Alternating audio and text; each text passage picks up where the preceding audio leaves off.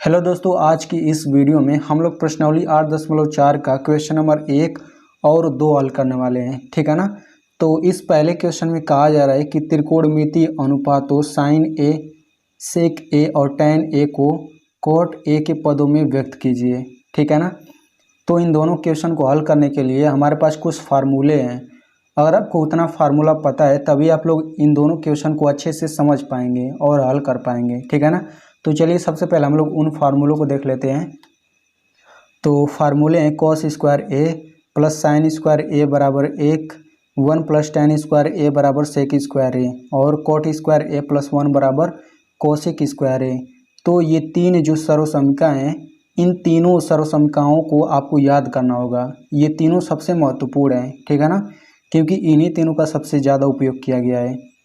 और यहाँ पे देख लेते हैं कॉट ए बराबर 1/tan ए, सेक ए बराबर 1/कोस ए, कोसेक ए बराबर 1/साइन ए। ठीक है ना। इसका उल्टा भी हम लोग कर सकते हैं, यानी कि tan ए बराबर 1/कोट ए हो जाएगा, कोस ए बराबर 1/सेक ए हो जाएगा और साइन ए बराबर हो जाएगा 1/कोसेक ए। और यहाँ पे देखिए tan ए बराबर साइन ए बटा कोस ए हो जाएगा और कोट ए बराबर हो जाएगा कोस ए बटा साइन ए। चूँकि tan का उल्टा कोट होता है तो कोट ए बराबर यहाँ पे इसका उल्टा कर देंगे कोस ए बटा साइन ए। ठीक है ना। अब यहाँ पे जितने भी ये नीचे वाले फार्मूले हैं, अगर हम लोग इनका स्क्वायर कर दें तब भी फार्मूले सही होते हैं। यानी कि कोट स्क्वायर ए बराबर 1/tan स्क्वायर ए हो जाएगा और tan स्क्वायर ए बराबर हो जाएगा 1/कोट स्क्वायर ए। ठीक है ना। उन सभी फार्मूलों को हमने यहाँ पे लिखा है। तो अगर आपको ये सभी फार्मूले पता हैं तो आप इन दोनों क्वेश्चन को अच्छे से हल कर सकते हैं। तो चलिए पहला क्वेश्चन हल कर लेते हैं। तो पहले क्वेश्चन में कहा जा रहा था कि sine A, sec A, tan A, इन तीनों को हमें कॉट ए के पदों में व्यक्त करना है। ठीक है ना। तो सबसे पहले हम लोग ये जान लेते हैं कि इन तीनों को कॉट ए के पदों में व्यक्त करने का मतलब क्या होता है। तो इसका मतलब ये होता है, जैसे मान लीजिए साइन ए को कॉट ए के पदों में व्यक्त करना है तो हमें साइन ए बराबर यहाँ पे दाहिने पक्ष में कुछ ऐसा मान लाना पड़ेगा ताकि उसमें केवल कॉट ए ही उपस्थित हो, यानी कॉट ए के अलावा कोई अन्य त्रिकोणमितीय अनुपात उपस्थित न हो। वैसे ही सेक ए बराबर हम लोग कुछ ऐसा मान लाएंगे ताकि दाहिने पक्ष में केवल कॉट ए ही उपस्थित हो। ठीक है ना। तो चलिए सबसे पहले हमें क्या करना है, सबसे पहले हमें साइन ए को कॉट ए के पदों में व्यक्त करना है। ठीक है ना। तो अब हम लोग इन तीनों फार्मूलों का यूज करते हैं इसके लिए। तो चूंकि हमें साइन ए को इसके पदों में कॉट ए के पदों में व्यक्त करना है तो हम लोग देखेंगे कि साइन ए और कॉट ए इन दोनों से रिलेटेड कोई फार्मूला है इन तीनों में। तो यहाँ पे देखिए साइन ए है लेकिन कॉट ए नहीं है। नीचे आए तो देखिए इसमें साइन ए कॉट इसमें भी नहीं है, लेकिन यहाँ पे देखिए कॉट स्क्वायर ए है लेकिन साइन नहीं है। तो यहाँ पे कोसेक स्क्वायर ए को हम लोग साइन में बदल सकते हैं। तो इस तरीके से ये वाला समीकरण जो होगा तीसरा वाला इन दोनों से रिलेटेड हो जाएगा, क्योंकि हम लोग कोसेक स्क्वायर ए को 1/साइन स्क्वायर ए लिख सकते हैं। ठीक है ना। तो चलिए हम लोग तीसरे फार्मूले का यूज कर लेते हैं। तो फार्मूला क्या है, cot square A plus 1 is equal cosec square A. ठीक है ना। तो यहाँ पे ये हो जाएगा cot square A plus 1 is equal, इसे हम लोग लिख लेंगे 1/साइन स्क्वायर ए। ठीक है ना। अब देखिए इसे हम लोग पूरे का बटा 1 लिख सकते हैं। अब हम लोग इसका इसमें गुणा करेंगे, इसका इसमें गुणा करेंगे तो ये हो जाएगा कॉट स्क्वायर ए प्लस 1, ये हो जाएगा इंटू साइन स्क्वायर ए फिर बराबर 1। ठीक है ना।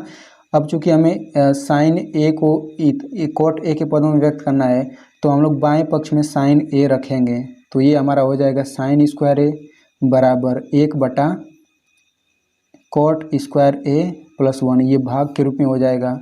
तो अब यहाँ से ये हो जाएगा साइन ए बराबर, यहाँ स्क्वायर है तो इधर दाहिने पक्ष में आएगा तो ये रूट में हो जाएगा, रूट में हो गया 1/कॉट स्क्वायर ए प्लस 1। ठीक है ना। तो यहाँ पे देखिए जब ये वर्गमूल में होता है तो इसके आगे प्लस और माइनस का चिन्ह लगता है, लेकिन हम लोग यहाँ पे प्लस वाला चिन्ह लेंगे, माइनस वाला नहीं लेंगे। ऐसा क्यों है, क्योंकि यहाँ पे ए जो है, यानी कि इस सवाल में सभी ए कोड जो है न्यून कोड है। न्यून कोड का मतलब ए का मान 0 अंश और 90 अंश के बीच में है। और आप लोगों को पता ही है कि ए का मान अगर न्यून कोड रहता है तो उसके सभी त्रिकोणमितीय अनुपातों का मान धनात्मक होता है। क्योंकि आप लोग देख सकते हैं ये जो सारणी है, इस सारणी में सभी त्रिकोणमितीय अनुपातों का मान धनात्मक है, क्योंकि सभी न्यून कोण हैं। ठीक है ना, आई होप आप समझ चुके होंगे। तो इसीलिए हम लोग हमेशा धनात्मक मान लेंगे। कोई भी त्रिकोणमितीय अनुपात अगर रूट में आता है इस तरीके से, तो हम लोग धनात्मक लेंगे। इस क्वेश्चन में साफ साफ लिखना चाहिए था कि कोण ए जो है न्यून कोण है, लेकिन लिखा नहीं है। और जबकि क्वेश्चन नंबर 5 जब हल करेंगे इसी प्रश्नावली का, तो उसमें साफ साफ लिखा है कि इसमें ये जो है न्यून कोण है।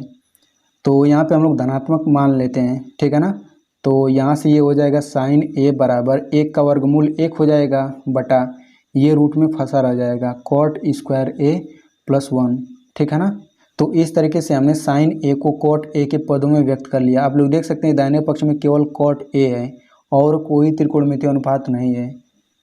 अब हमें सेक ए को बदलना है कॉट ए में। ठीक है ना, तो फिर से हम लोग फार्मूले को देखते हैं कि सेक ए और कॉट ए से रिलेटेड कोई फार्मूला है।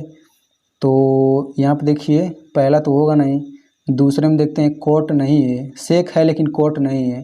तो यहाँ पे देखिए tan को हम लोग कॉट में बदल सकते हैं। तो इस तरीके से ये दूसरा फार्मूला हम लोग यूज करेंगे, क्योंकि सेक भी मिल जाएगा और कॉट भी मिल जाता है इसमें। तो दूसरा फार्मूला लिख लेते हैं 1 plus tan square A is equal sec square ए।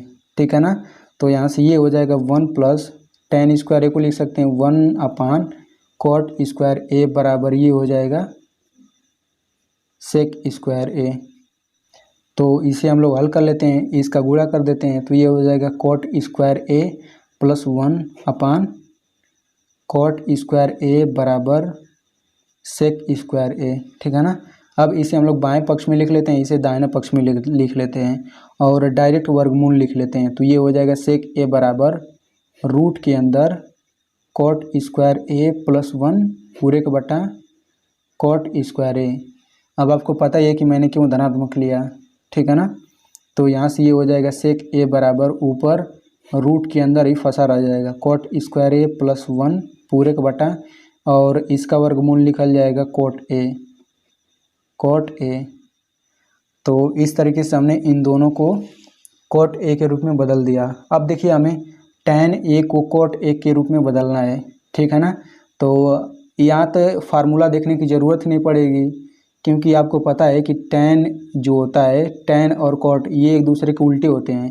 तो हम लोग tan ए बराबर डायरेक्ट 1 बटा कॉट ए लिख सकते हैं। अब देखिए दाहिने पक्ष में केवल कॉट ए ही है। अब चलिए बढ़ते हैं दूसरे क्वेश्चन की तरफ। तो दूसरे क्वेश्चन में कहा जा रहा है कोण ए के अन्य सभी त्रिकोणमितीय अनुपातों को सेक ए के पदों में लिखिए। तो इसे भी हम लोग बिल्कुल पहले क्वेश्चन की तरह ही हल करेंगे। ठीक है ना, तो क्वेश्चन का मतलब ये हुआ कि sine A cos A tan A cot A cosec A इन सभी को हमें सेक ए के पदों में व्यक्त करना है। तो सबसे पहले हम लोग बदलेंगे साइन ए को सेक ए के पदों में। ठीक है ना, तो अब हम लोग फार्मूला देखते हैं। तो देखेंगे साइन ए और सेक ए से रिलेटेड कौन सा फार्मूला है। तो यहाँ पे देखिए साइन ए तो है लेकिन सेक ए नहीं है, लेकिन हम लोग कोस स्क्वायर ए को सेक में बदल सकते हैं। तो इसीलिए हम लोग पहला फार्मूला यूज करेंगे। तो ये हो जाएगा cos square A plus sine square ए बराबर 1। तो यहाँ से कोस स्क्वायर ए को उल्टा लिख लेंगे 1 बटा सेक square A plus sine square ए बराबर 1। तो चूँकि हमें साइन ए को सेक ए के पदों में लिखना है, तो बाएं पक्ष में साइन ए रखेंगे हम लोग। तो ये हो जाएगा साइन स्क्वायर ए बराबर, इसे पक्षांतर कर देंगे 1 माइनस 1 अपान सेक स्क्वायर ए हो जाएगा। सेक स्क्वायर ए का इसमें 1 में गुणा करेंगे तो ये हो जाएगा सेक स्क्वायर ए माइनस 1 पूरे का बटा सेक स्क्वायर ए। ठीक है ना, तो यहाँ से हमारे पास हो जाएगा साइन ए बराबर रूट के अंदर हो जाएगा। तो ये तो हमारे पास रूट में ही फंसा रह जाएगा सेक स्क्वायर ए माइनस 1 बटा, अब यहाँ पे सेक स्क्वायर ए का वर्गमूल निकालेंगे तो ये हो जाएगा सेक ए। इसे थोड़ा मैंने डायरेक्ट लिख दिया है समय बचाने के लिए। तो देखिए इस तरीके से हमने साइन ए को सेक ए के पदों में व्यक्त कर लिया। देखिए दाहिने पक्ष में केवल सेक ए उपस्थित है और कोई त्रिकोणमितीय अनुपात नहीं है। अब हम लोग दूसरा देखते हैं। तो दूसरा क्या है, कॉस ए को सेक ए के पदों में व्यक्त करना है। तो इसे बदलने के लिए हमें कोई फार्मूला देखने की ज़रूरत नहीं है, क्योंकि ये दोनों एक दूसरे के उल्टे होते हैं। तो इसे हम लोग डायरेक्ट लिख लेते हैं, सेक कॉस ए बराबर हो जाएगा 1/सेक ए, ठीक है ना। अब हमें बदलना है टैन ए को सेक ए के पदों में। तो अब हम लोग यहाँ पे फार्मूला देखेंगे। तो टैन ए और सेक ए से रिलेटेड कौन सा फार्मूला है, यहाँ पे देखिए दूसरा फार्मूला में टैन ए और सेक ए दोनों है, तो इसे हम लोग यूज करेंगे। तो ये हो जाएगा 1 + टैन स्क्वायर ए बराबर सेक स्क्वायर ए, ठीक है ना। तो यहाँ से हो जाएगा टैन स्क्वायर ए बराबर, एक को इधर भेज देते हैं, सेक स्क्वायर ए -1। तो यहाँ से ये हो जाएगा टैन ए बराबर रूट के अंदर सेक स्क्वायर ए -1, केवल धनात्मक वाला ही मान लेंगे, रीजन मैंने बता दिया है। तो इस तरीके से टैन ए भी सेक ए के पदों में व्यक्त हो गया। अब टैन के बाद हम लोग देखते हैं कॉट को, यानी कि कॉट ए को हमें बदलना है सेक ए में, ठीक है ना। तो इसे हम लोग डायरेक्ट बदल सकते हैं। देखिए कॉट ए बराबर हम लोग लिख सकते हैं 1/टैन ए, ठीक है ना। और चूंकि टैन ए को हमने सेक ए में बदला हुआ है, तो यहाँ पे टैन ए की जगह डायरेक्ट हम लोग इतना लिख देंगे, रूट में सेक स्क्वायर ए -1। तो इस तरीके से कॉट ए भी सेक ए के पदों में व्यक्त हो गया। अब हमारे पास बच रहा है कोसेक ए को हमें सेक ए में बदलना है, ठीक है ना। तो चूंकि कोसेक ए को सेक ए में बदलना है, तो हम लोग लिख लेते हैं कोसेक ए। अब कोसेक ए किसके बराबर होता है, ये बराबर होता है 1/साइन ए के, और हमने पहले ही साइन ए को बदला हुआ है सेक ए के पदों में, तो उसे हम लोग लिख लेते हैं। तो यहाँ पे देखिए साइन ए बराबर हमने हल करके इतना लाया था, तो साइन ए के जगह हम लोग लिख सकते हैं इतना। तो चलिए लिख लेते हैं, ये हो जाएगा रूट के अंदर सेक स्क्वायर ए -1 सेक ए, ठीक है ना। तो यहाँ से डायरेक्ट ये उल्टा हो जाएगा, तो ये हो जाएगा सेक ए बटा रूट के अंदर सेक स्क्वायर ए -1। तो इस तरीके से ये दूसरा क्वेश्चन भी हल हो गया। तो दोस्तों अगर आप ऐसे ही कक्षा 10 के एनसीईआरटी मैथ को बिल्कुल सरल तरीके से पढ़ना चाहते हैं, तो आप मेरे चैनल को सब्सक्राइब कर लीजिए।